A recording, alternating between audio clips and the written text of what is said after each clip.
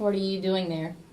I'm at Behavior, meeting a lot of programmers and other folks who could work on Star Citizen from this studio. Okay. And what about the other guys here? Tom, what do you do in terms of programming?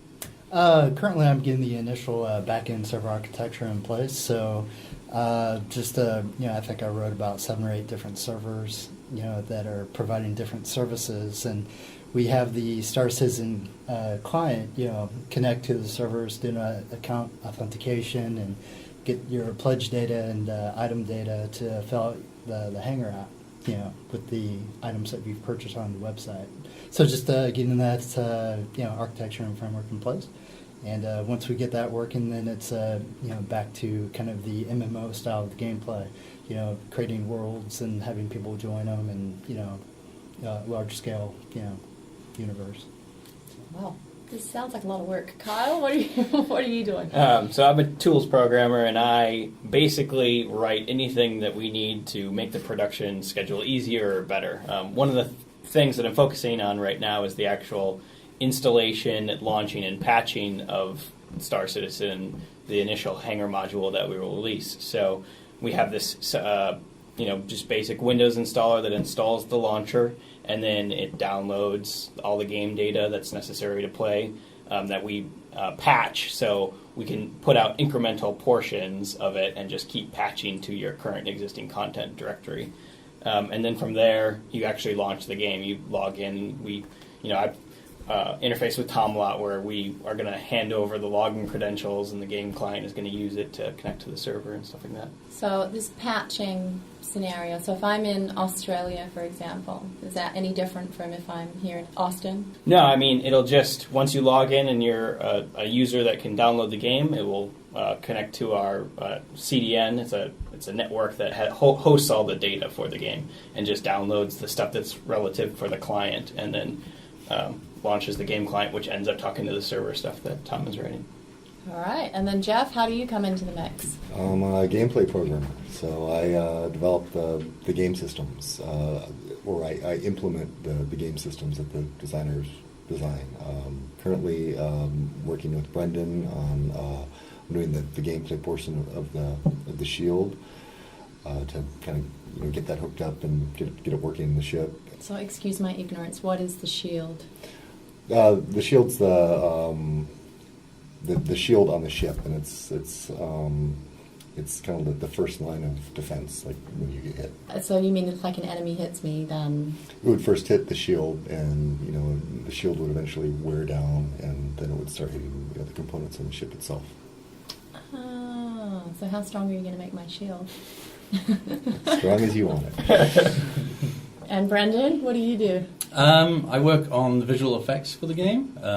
So far I've been developing things like laser bolts, the shield, as Jeff mentioned, kind of just working through how a player understands he's attacking somebody else through the visuals, and sees the damage that hits him as it hits his shield. We get the initial kind of estimates, and we work with those, and then once we've kind of got everything in the game working, the designers come along and the artists come along and refine everything we've done. Because, just because we set it up with the original estimates doesn't mean that it's fun still. So, Jason, does this sound right to you? You're looking slightly concerned again. Yes. One thing I would add is that we look at all the different types of specs that the designers want, and we create systems that have those specs. So then we give them some sample data with like a sample ship, and when they create new things, new ships, new items, they can then fill in the data with the values they want. But we still have to implement the systems that will use those specs and behave however the numbers state. So how difficult is that between ships? Do you have to program entirely from scratch again, or can you use functionality from what you had from, say, the Aurora LX? Do you have to do it all again for 300i? We definitely make it so we make a ship system so that the system would work for all the ships. And then sometimes we need to add specific things that might be specific for like a few ships or one ship for maybe how it's laid out or because it has something special about it. But we definitely try to make systems that will work for all ships. What are some of the good points that you see about using the CryEngine? Are you asking me? Oh, yeah.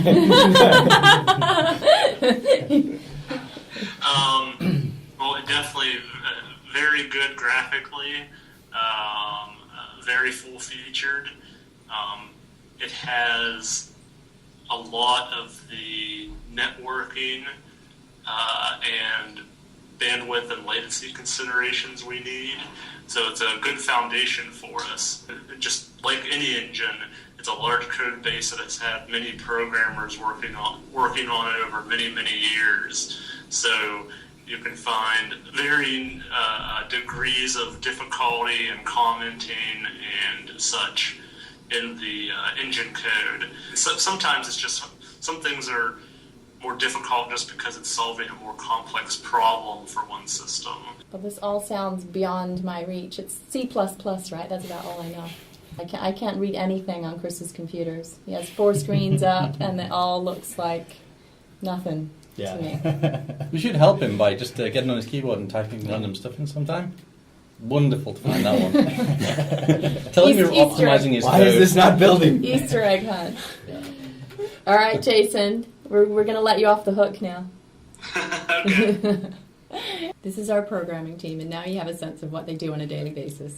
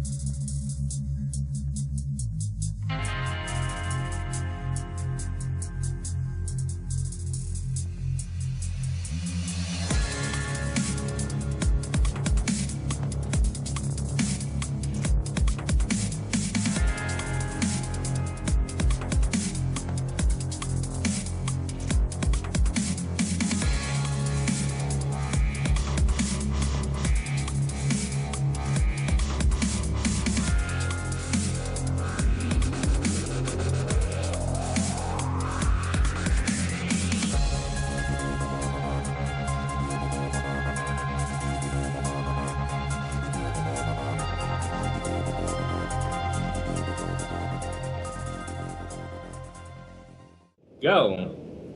Go. Hey, everybody. Welcome back to live stream. And it's going great. It is. We are totally awake. Lively stream. We're not sleepy at all. All right, I think it's giveaway time, Ben. The folks on Twitch have been asking for it. Let's roll a dice. Rolling the dice here. What do they want? Stand. Oh, giveaway. Okay, yeah. Let me just update the chat roll. Or the Twitch chat roll, I should say. Wow, that's a blur. Oh, there, my God. There it goes. 4 pages a second. All right, you want to hit the button, Dave? Sure. Roll them bones. Come on, 7. It is Nikolai. Nikeli. EYE. Yeah, eyeball. You know what I mean. You just made Nikolai very unhappy. Yeah. So, Nikolai, if you're out there, message me. Please. On the top there. Hey, that'll be me then. There he is. Okay, cool. Set aside. This is the joystick. Well done, Nikolai. Do another. Jeez, you guys get greedy quick. I'm sure they'll be satisfied after just one more. That's when everyone will collectively agree that it's time to stop for a bit. All right, in about 15 minutes, we're going to be Skyping with Master Dictat. Whoa, that's dangerous places. It is after midnight on the live stream, everyone. I didn't know Skeleton was coming back in. Does he have a nickname? Something you call him for short? This is a good one. It says, Flattering. our citizen video craps all over every other space game. I'd say that's a strong headline. On the wall. Yeah, gaming blend. Right, we like the gaming blend. Everyone still likes faster than light, though. Intentionally not crapping on them. Oh yeah, well, FTL was a different kind of game. It was. Yeah, I can see. That was pretty cool. Yeah, no, it's cool. FTL is probably like one of the first examples of a successful game Kickstarter, right? What wasn't it? Yeah, it was the first Kickstarter to make it to Steam, wasn't it? Well, I mean, it's also just So yes. it's a good game. So Oh, people right. backed It was one of the first, yes. Or at least it was the first big successful one, though. I believe the Kickstarter was mostly for polish and whatnot, as opposed to a full development game. Right. I guess they're just picking up all the reveals that we had. Because I thought Leisure Suit Larry was trying to take credit for being the first one. Oh, the first full First one? released, but... Oh.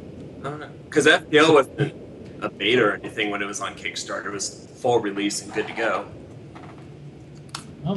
Allo did beat Double Fine to the release, so... Did it come out? Wasn't it last night or something?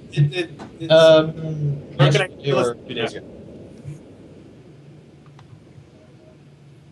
Did it been reviews yet?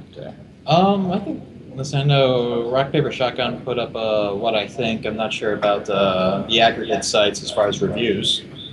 I just wonder how it actually turned out. Which one are we talking about? FTL or? Oh, no, we're talking about Leisure Suit Larry. I guess it's out. Yeah, but that wasn't that kind of just a sort of HD remake of Believe. Yeah. But they were claiming they were the first completed Kickstarter game. Yeah, but FTL was that way before that. Yeah, that's what we were thinking. It's good to claim things. Yeah. You can get away with it, you win. Sure. Until somebody looks it up. On Wikipedia, 2 seconds then. We're on to you, Leisure Suit Larry. If you guys check out Channel 2, we got our environment artist is actually building out his deluxe hangar right now. Dave? Yeah. Dave's got Yeah, he was pretty. I thought he was pretty. He had a pretty good heat on earlier. Yeah. Yeah, check it out. So I think he's recovered. Yes. I believe Rob has headed back to the Design Eponymous enclosure to answer more of your design questions. That's on another channel. Well, apparently, according to the chat roll, the hangar was crashing on Channel 2. Not the channel, but the hangar.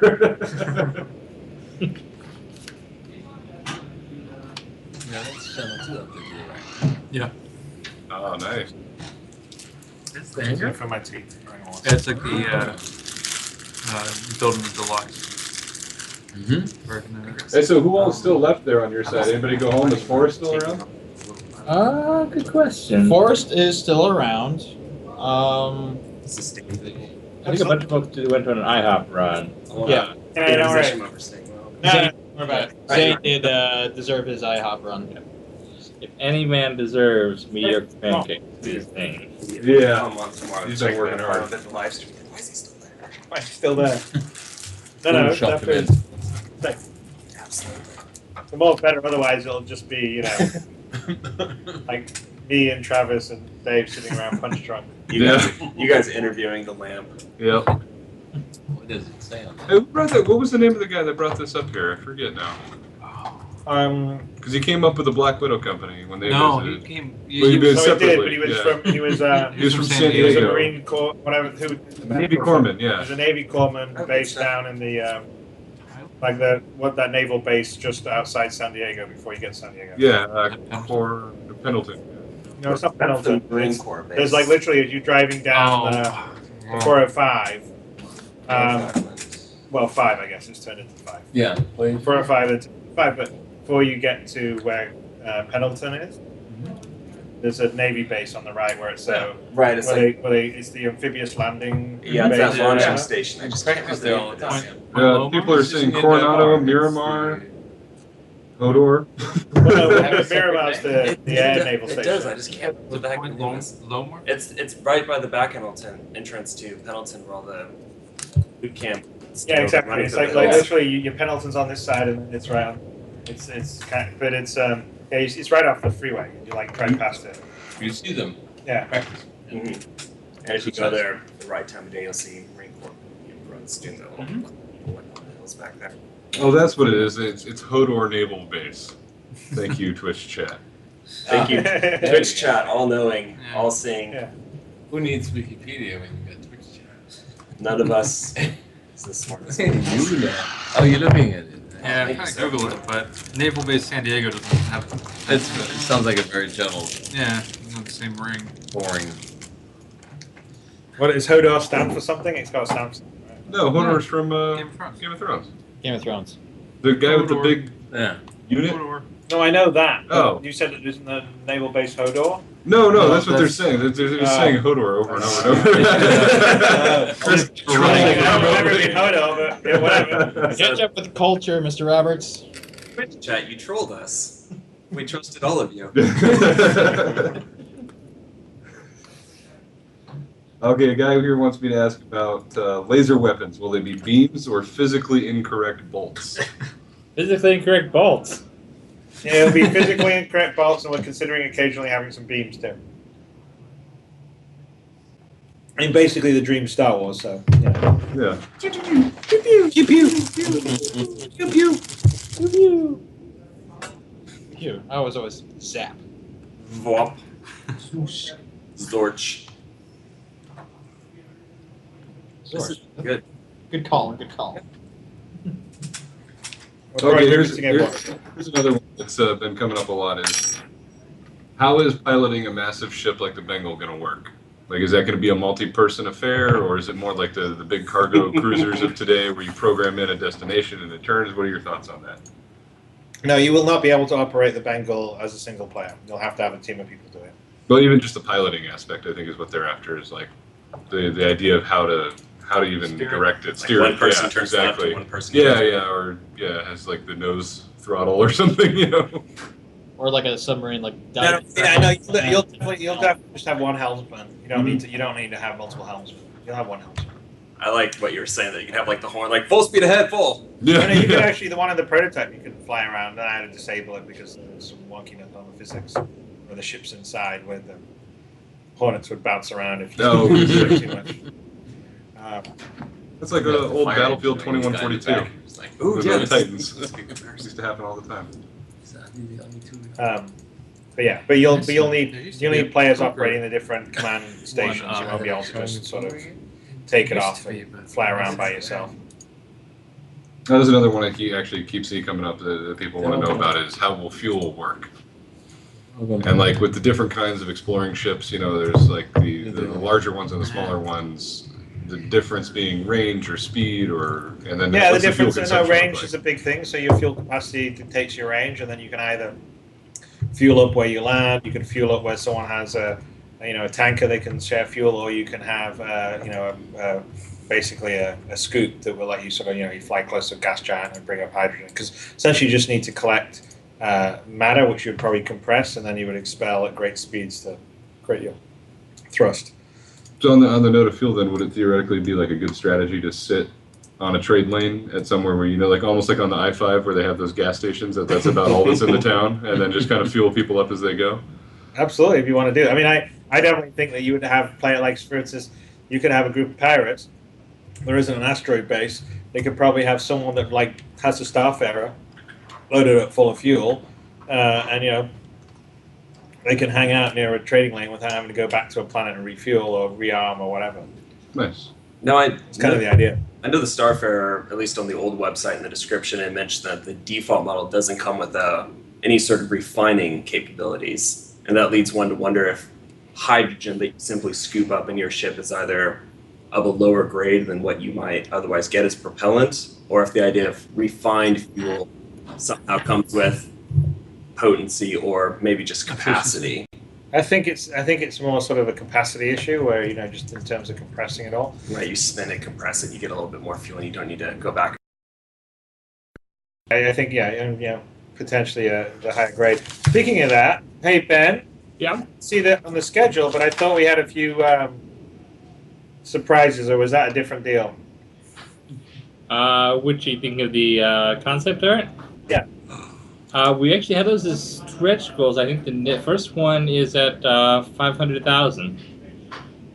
But I think we could probably go ahead and share something. Where are we? Aren't we very close to that? I thought Very we were close to 500,000. Yeah, we are almost at 11.5. Where we would get the first. we started the day at 10,926. Or is this goals from 11.5? We're $36,000 away. Yeah, 36,000. We started counting at 11. So we've been doing it every 100,000. Right. Okay. Yep. So basically, those are at 500,000, a million, which we won't get to, and 1.5. No, not 1.5. Where's the other one? Where's the? Starfarer's at 2. Oh. Oh well. It looks good though. I was thinking we continue to do these even after today. No, totally. I definitely have that would be part of what we would do. I just think some of those are cool. But from my perspective, I think I'm happy. We could figure out some of the stuff and maybe share some of it because I think people would like it and be excited because you're only going to be able to buy the Starfarer for this 7-day grace period for a thing, and then we may we'll take it off sale and maybe keep it back on. So it may actually be kind of cool for people to see it. Yeah, you want to go ahead and show some of that? Well, I'm just thinking. Well, we can pick a few targets and maybe do that. It'd be kind of fun. Okay. I think the Starfarer is actually the coolest one. Why don't we show that when we hit 500,000? Okay. So go ahead and pledge, guys. Everybody buy a Starfarer. Vote with your wallets. Yeah, no, I'm pretty excited about it. It's like it definitely feels like its own thing, in the same way that the Corvette felt like its own thing. Toast, of course, the moderator on the forum, and I have spent a lot of time talking about the Starfarer in the chat roll.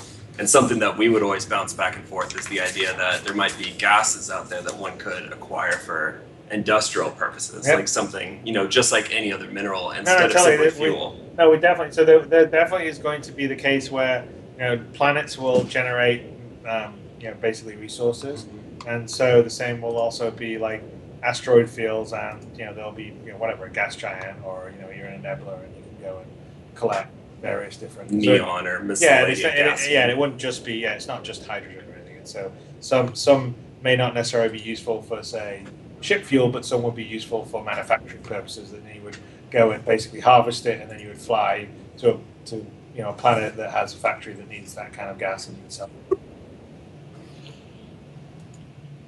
I also frequently sit around chatting with my friends about industrial gases. Times unannounced. We all did eat in Mexican, so That's kind of an industrial Mexican name. One beans and rice, probably. Okay. Oh, you guys ready for the next Skype call? The user whose name I will not mention again. What's that? Yeah. Is Dr. Hawk still alive over there? He's at IHOP. He's at at IHOP for the very first time. Apparently, they don't have that in Canada. It's not as international as we. They just swill their maple syrup directly there. I guess you can call this guy MD. Yeah, so let's kick him over to you. Yeah, patch him on in. All right. Producer, Helmsman. make video stuff happen. Wave your hand, wizard. Oh, okay. What's that? Disappeared. Uh-oh. Okay. We may not have a Skype call with Shocking. Needing to be that hour. Is that a writing? No, are those trolls from earlier still trying to call us? Yeah, let's talk to one of them. That guy's song? He never sang it. We asked him like 6 times. No, he sent a file. I don't think I we think he ever posted on the downloaded it. fan fiction. Oh, nice. Okay. I think. I don't know. There's a posting that was called my fan song. So I just. Okay, can I ask one more question that I've seen on the chat a bunch, and I love this one? Sure. I've seen it on the forums. I've seen it on the chat now. I love it because it's like origin jump work around the BMW as a manufacturer, Yeah. and people are picking out between the 300 and the 350 and the M50, and it's like an M5 versus an M3 versus a 335i. I mean, can you help feel better about the fact that there's a difference between the 350 and the 350? I don't think the 350R is faster than the M50.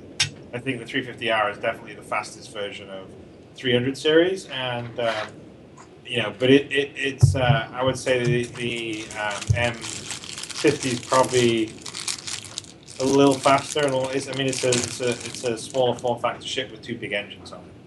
It's kind of got the same dual engine configuration as the 350R, but it's probably even lighter. So It's like an A-wing. I mean, the stats were had like what 5 tons lighter, and the dual engines were rated TR4. no, So Yeah, it was one of those things I kept seeing come up on the forums, and it's like, even the stats bear this out. I don't know why this is a question, but Yeah, it just kept coming up. I've been likening it to a stock car versus like an F1. Yeah. What, the racing models themselves? Yeah, 2 racing models. Oh. you can do Does- push. Does the 350R have a better mobility? Because it could turn into something like a Porsche versus a Lambo. The 350R has it's got more room. It's got more cargo space. I mean, the M50 is like it's a purebred racer. It's like you get an F1 car, like there's no room. It's you in the cockpit and the steering wheel. Whereas if you're in like an M5 or something, you can have a couple of passengers. So, Barely. Okay, so it's more like an M5 versus a Zonda then.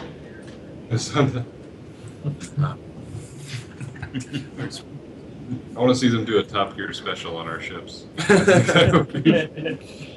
Not outside the realm of possibility.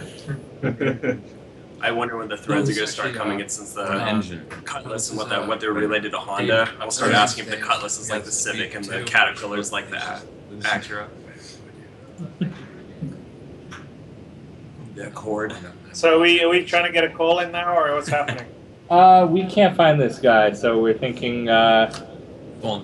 He's asleep. Yeah. Okay, so Master Dick Master Cat, D. if Yes. you're out there, contact us via Skype. But stop 18 whatever invites. you're doing. And only we know how to spell the word. Only we and you know how to spell the word dictat. So good luck, luck trolls. Ben, Just challenge. Now just doing every possible. You just poke the bear, Ben. You just poke the bear. Let's get fake Richard Garriott back here. Let's talk to him. Yeah. Garriott is Garrett. You got a 12-year-old malt's going down? I'll take some of that. Hey, Ben, I just sent you an email with the guy's no, Skype no, name. Maybe we can patch him on. Sure. Yes, absolutely. I use this when I'm convinced. What did you have in it before? The 18-year Glenfiddich. You're just doing a taste. I'm doing a tasting. Night is long. And